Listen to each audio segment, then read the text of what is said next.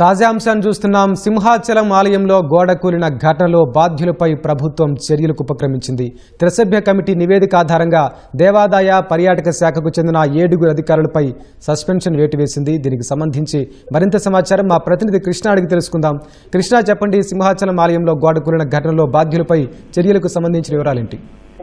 వెంకటేష్, ఏదైతే చందనోత్సవం రోజు సింహాచలం దేవస్థానంలో జరిగిన దుర్ఘటనకు సంబంధించి ఏదైతే త్రిసభ్య కమిటీ నిర్ధారించి ఒక నివేదికతో రూపొందించిన దిశగా ప్రభుత్వం చర్యలు తీసుకుంది. మొత్తం దేవాదాయ పర్యాటక శాఖకు చెందిన 7 అధికారుల మీద సస్పెన్షన్ ఆదేశించింది. అలాగే కాంట్రాక్టర్ కూడా బ్లాక్ లిస్ట్ లో పెట్టాలని ప్రభుత్వం నిర్ణయించింది.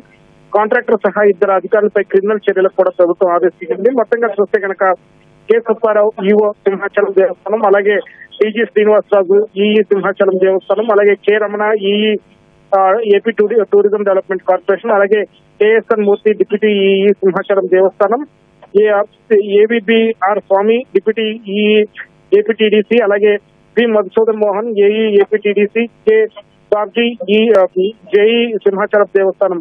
మొత్తం ఈ 7 మీద సస్పెన్షన్ చేసింది. అలాగే కాంట్రాక్టర్ కె లక్ష్మీనారాయణ పైన క్రిమినల్ చర్యలకు ప్రభుత్వం ఆదేశించింది. వెంకటేష్, ధన్యవాదాలు కృష్ణ.